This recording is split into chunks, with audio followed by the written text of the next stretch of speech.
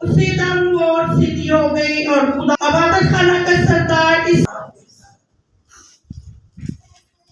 अब तो नहीं गए कुछ बयान भाई जो हैं वो देर से आए हैं मेरी तरह, तो जो लेट आते हैं वो ज़्यादा नहीं, जो पहले आ जाते हैं वो थोड़ा सा थक भी जाते हैं। चले आज हम सीखेंगे शुक्रगुजारी। वैसे तो कलीसिया तलमंडी भिंडरा मुख्तलिफ तरीकों से शुक्रगुजारी, पासमान को बुलाकर, एल्डर साहबान को बुलाकर या बाहर से किसी खुदा के खादम को बुलाकर हम मुख्तलिफ तरीकों से शुक्रगुजारी करते हैं। इस महीने के इस आखिरी इतवार के मौका पर मैं चाहता हूं कि हम शुक्रगुजारी के ताल्लुक से भी सीख पाएं। दो हवाले यहाँ पर रेफरेंस लिखे हैं, एक लूका की अंजील में से जिस पर आज हम कसरत से बात कर सकेंगे, और दूसरा है ज़बूर में से जो हम बतौर एक अपील या अपनी समझ के लिए हम इस्तेमाल करेंगे। तो थोड़ा सा कॉन्टेक्स्ट समझ लीजिए। यहाँ पे जो बड़ी सफाई के साथ जिक्र किया गया है वो है एक कुबड़ी औरत की शिफा का जिक्र। यीशु मसीह शिफा देते हैं और इस खातून को ऐसे दिन शिफा देते हैं जहाँ पर यहूदी माशरा जो है वो शिफा लेने के बारे में भी मुखालफत करता है। इस कुबड़ी औरत के बारे में किसी को फिक्र नहीं है। इस पस मंजर के अंदर रहते हुए हम तीन खास बातों को आज अपनी जेर गुफ्तगू बनाएंगे कि शुक्रगुजारी क्या है। पहली बात कि किसी बदलू ने इस खतून को जकड़ा हुआ है और इसको काबू किए हुए, इसके ऊपर हावी हुए कितने साल हो गए हैं? कितने साल? 18 बरस हो। 18 साल से हमें ये जिक्र नहीं मिलता कि कभी वो ठीक हो गई, कभी वो बीमार हो गई, बल्कि एक बड़ी दुखा देने वाली, दिल को हिला देने वाली बात जो है, जेनी तौर पर टॉर्चर की बात है, वो ये है कि वो इन बदरू गिरफ्ता होने के सबब से कुबड़ी हो चुकी है। जिस शख्स की कमर झुक जाए, जिस शख्स की या जिस खातून की कमर जवाब दे जाए, ये 18 बरस इतने आसानी से नहीं गुजरे होंगे।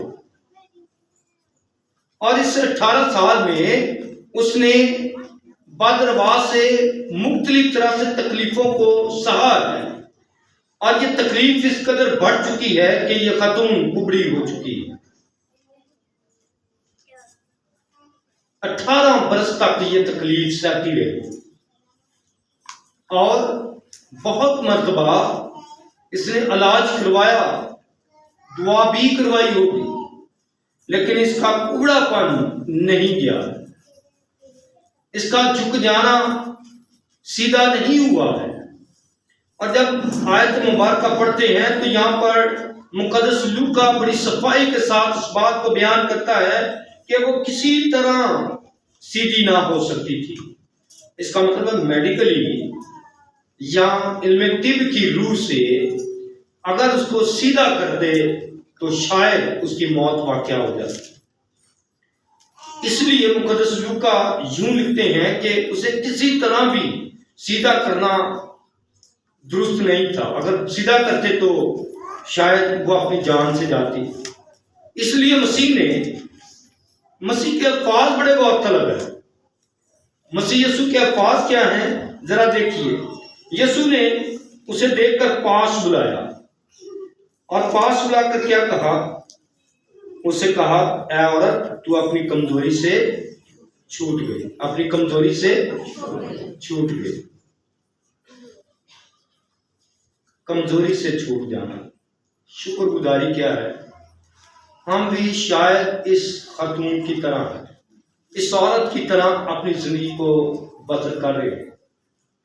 हम शायद बादरवाह की गिरफ्त में तो नहीं है, लेकिन फिक्रों की गिरफ्त में जरूर है। हम बादरवाह की गिरफ्त में हो सकता है, छूटे हुए हो, आजाद हो, लेकिन फिर भी हमारी कमर झुकी हुई है, हम कुबड़े हो चुके हैं। हमारी कमजोरी कुबड़ेपन की वजह से जाहिर होती है, खुदावंद यीशु को नजर आती है और दूसरे लोगों को भी नजर आती है। शायद हम भी ऐसे ही खतून की हालत में मौजूद हैं। हम देखते हैं कि यह खतून चर्च में आती है, हैकल में आ रही है, खुदा की इबादत भी कर रही है, लेकिन उसका कुबड़ापन जो है वो दुरुस्त नहीं हो पा रहा। लेकिन मसीह के ये अल्फाज कहने से कि ऐ औरत तू अपनी कमजोरी से छूट गई, उसके लिए शिफा है, उसके लिए बहुत बड़ी नेमत बन जाती है। बदन की कमजोरी, जिस्मानी तौर पर कमजोरी से इंसान का छूटना इतना आसान नहीं है जितना आसानी से मसीह ने कहा, ऐ औरत तू अपनी कमजोरी से छूट गई। हम देखें कि हम किन किन बातों में, किन किन मसाइल में फंस कर हमारी कमर जो है वो उबड़ी हो चुकी है, हमारे अंदर टेढ़ापन आ चुका है। अगर हम उसे टेढ़ेपन को सीधा करने की कोशिश करेंगे तो शायद वो हमारे लिए नुकसानदेह। एक सलूशन जो मसीह ने दिया वो ये है कि मसीह ने उसको देखा और देखकर अपने पास बुलाया। हमें मसीह बुलाता है कि हम उसके पास आए, और मसीह यीशु ये बेहतर तौर पर जानते हैं कि हम किस किस कमजोरी से छूट सकते हैं। हर तरह की कमजोरी से छूटने के लिए हमें यीशु के पास आने की जरूरत है। तो इस बात के लिए हम खुदा का शुक्र अदा करें कि हर रोज वो हमारी कमजोरी से हमें छुटकारा देता है, हमारी कुबड़ापन, हमारा टेढ़ापन खुदाम जो है वो दूर करता है। दूसरी बात जो आपके सामने रखना चाहता हूं, लिखा है कि खुदाम यीशु मसीह ने उस पर हाथ रखे, उसी दम वो सीधी हो गई और खुदा की तमजीद करने लगी। खुदा की क्या करने लगी? तमजीद करने लगी। किस सबब से? क्योंकि अब वो शिफा पा चुकी है, उसकी कमर सीधी हो चुकी है। हम जब खुदा के हुजूर आते हैं तो हम किस कदर खुदा की तमजीद करते हैं, या पूरे हफ्ते में खुदा से जितनी नेमतें बरकत हम पाते हैं, हम किस कदर खुदा की तमजीद करते हैं। हमें हर लिहाज से खुदा की तमजीद करना है, और ये तमजीद शुक्रगुजारी की सूरत में है। और शुक्रगुजारी क्या है कि हमें खुदा ने बिन मांगे वो तमाम चीजें दी। इस खतून ने खुदा यीशु मसीह से इसलिए मुलाकात नहीं की है कि वो शिफा पा जाए। वो हार चुकी है, वो जानती है कि मुझे शिफा नहीं मिल सकती, लेकिन खुदा यीशु मसीह ने उसे देखा, पास बुलाया और उसे कहा तू अपनी बीमारी से छूट गई है, अपनी कमजोरी से छूट गई, अब तू आजाद है। जब उसने देखा कि उसकी कमर सीधी हो गई, वो खुदा की क्या करने लगी? तमजीद करने लगी। यानी वो बोझ जो उसके जहन पर था, उसके बदन पर था, वो उतर गया। अब वो खुदा की तमजीद करने के लायक है। मेरे दोस्तों, ये मनफी बात है कि जब तक हम भी अपना बोझ नहीं उतारते, हम खुदा की बेहतर और लायक तौर पर तमजीद नहीं करते। चर्च बैठे होंगे लेकिन आप खुदा की तमजीद नहीं करते, क्योंकि आपके सोचों पर, आपके दिलों पर बोझ है, और ये बोझ बीमारी का बोझ हो सकता है, परेशानियों का बोझ हो सकता है। इसलिए बहुत जरूरी है कि जब खुदा के घर में आते हैं तो अपने बोझ को खुदा के सुपुर्द कीजिए, ताकि आप आज़ादी के साथ खुदा की तमजीद कर सके। जब इसकी बीमारी बदरवाह की गिरफ्तारी बदन से जाती रही तो लिखा है कि वो खुदा की तमजीद करने लगी। इसको सिखाया नहीं है कि कैसे खुदा की तमजीद करनी है, उसके अल्फाज शुक्रगुजारी के निकल रहे हैं। ये तमजीद खुदा की करना ये जाहिर करता है कि वो किस कदर खुदा की शुक्रगुजार है और खुदा की हम करती दिखाई देती। तीसरी और अहम बात जो मैं आपके सामने रखना चाहता हूं, ये बड़ी खतरनाक बात है। और क्या है? लिखा है कि इबादत खाना का सरदार इसलिए कि यीशु ने सब्बत के दिन शिफा बख्शी, खफा होकर लोगों से कहने लगा, 6 दिन हैं जिनमें काम करना चाहिए, बस उन्हीं में आकर शिफा पाओ, ना कि सब्बत के दिन। ये बड़ी खतरनाक बात है, अफसोसनाक बात है। और वो क्या है कि जब खुदावंद आपको बरकत देगा तो आपकी मुखालफत होगी।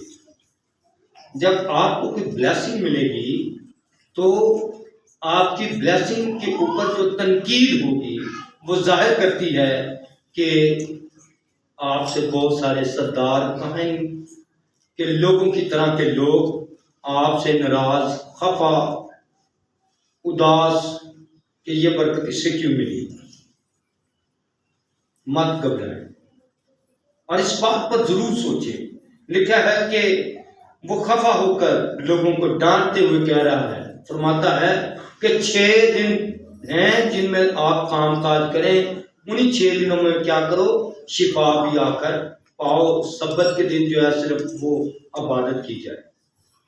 यहाँ पर हमारे लिए बड़ी अहम बात है और वो अहम बात ये है कि हम देखें कि जब हमें खुदा की तरफ से कोई ब्लेसिंग मिलती है तो किस कदर आप मुखालफत का सामना करते हैं। इस खतून ने मुखालफत का सामना भी किया है, लोगों ने भी जो उस तमजीद में शामिल हुए, जो खतून कर रही हैं, जो औरत कर रही है उसकी तमजीद में शामिल हुए हैं, उन्हें भी इस खफगी का सामना करना पड़ा है।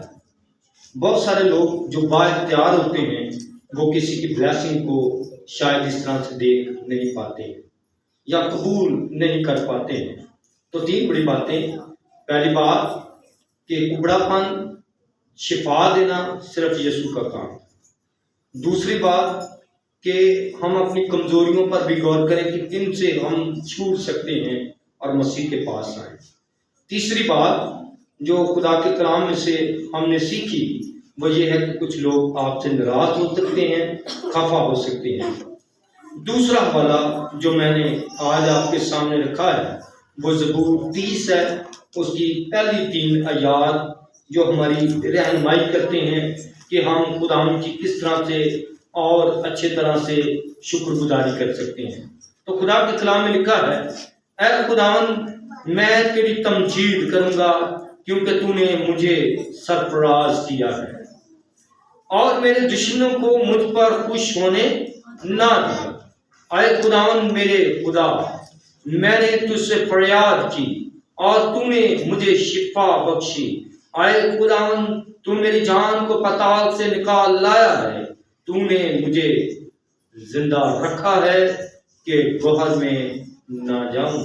आमीन।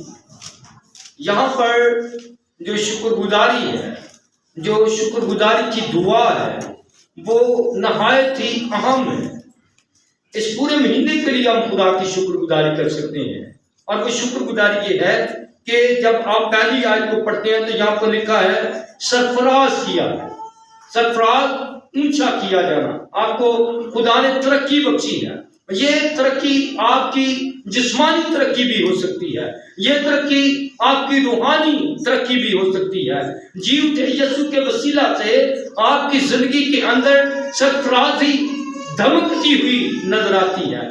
ये सरफराजी आपके चेहरों पर और आपके घरानों के वसीला से जाहिर होती और खुदा की तमजीद आपकी जुबान से जाहिर होती है।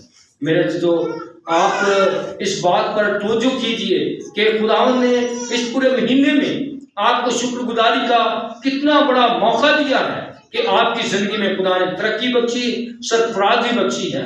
आप में से जितनों ने सरफराजी हासिल की है, जितनों ने बरकत पाई है, तरक्की की है, उनके लिए मौका है कि वो खुदा की शुक्रगुजारी करें।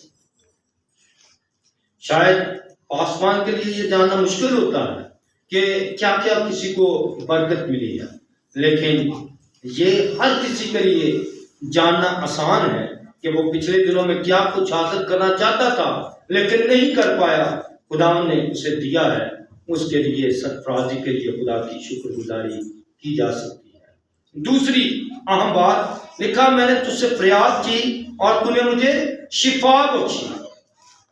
हम खुदा से फरियाद करते हैं, जब हम खुदा से दुआ करते हैं, खुदा हमसे कुछ मांगते हैं तो वो हमें शिफा देता है, और ऐसी शिफा जो कामिल शिफा है, जो हमारी जिंदगी को बढ़ाती है, हमारी ब्लेसिंग के अंदर, हेल्थ की ब्लेसिंग में इजाफा कर देती है। उस ब्लेसिंग के लिए हमें खुदा की शुक्रगुजारी करना है। तीसरी बात कि तूने मुझे जिंदा रखा, गौहर में न रखा। खुदा उनका कलाम ये भी बयान करता है, ये कितनी बड़ी खुदा की ब्लेसिंग है कि हम सांस ले रहे हैं, हम जिंदा हैं। गौहर में खुदा ने हमें नहीं जाने दिया है ताकि हम खुदा की क्या कर सकें, शुक्रगुजारी कर सकें, उसकी तमजीद कर सकें। मेरे तो दोनों जो मतन हैं वो ये सिखाते हैं कि हमने खुदा की शुक्रगुजारी कैसे करना है। हमें जब शिफा मिलती है तो शुक्रगुजारी करना है, हमें जब सरफराजी या तरक्की मिलती है खुदा की शुक्रगुजारी करना है, जब हमें जिंदगी मिलती है फिर भी हमें खुदा की शुक्रगुजारी करना है। मेरे जो इस पूरे हफ्ते में हमें करना क्या होगा, हम इस बात पर भी गौर और तवज्जो कर सकते हैं।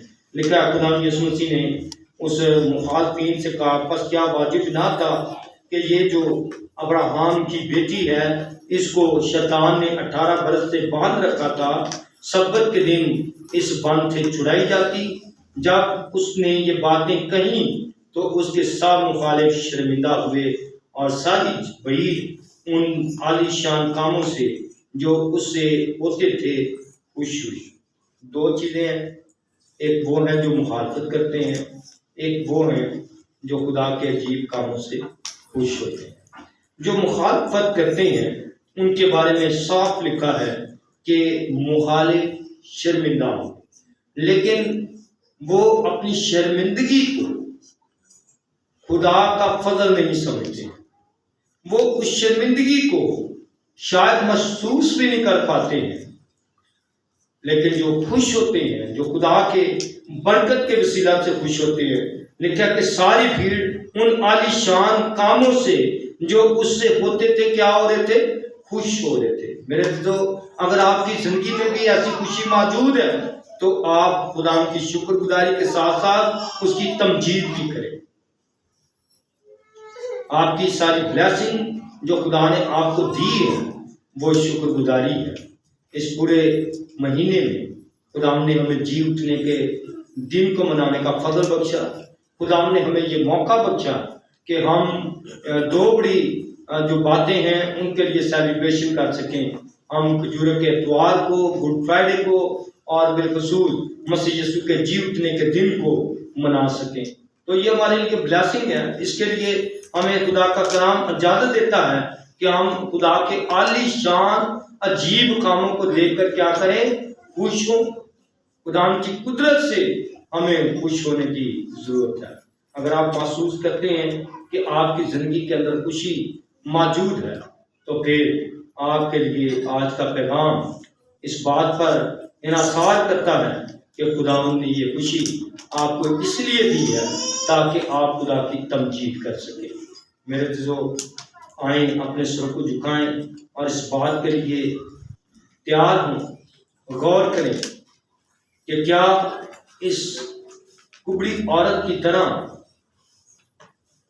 हम भी शैतान के बंधनों में बंधे हुए तो नहीं है, हम जकड़े हुए तो नहीं है, क्योंकि मसीह ने तमाम लोगों के सामने ऐलान कर दिया। बस क्या वाजिब ना था कि ये जो अब्राहम की बेटी है, जिसको शैतान ने 18 बरस से बांध रखा था, सब्त के दिन इस बांध से छुड़ाई जाती।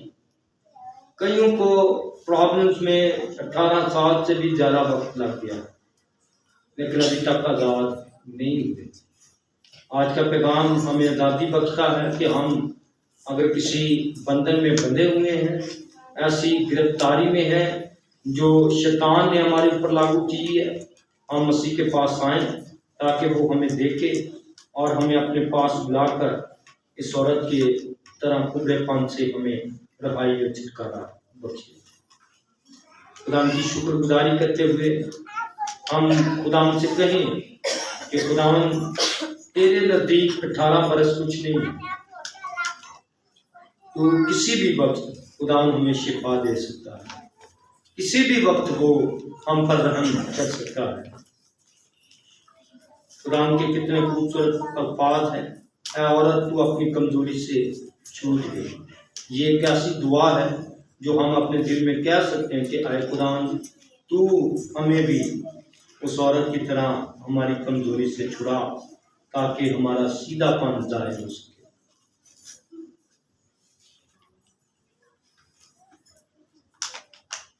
खुदा की तारीफ हो, खुदा की तमजीद हो।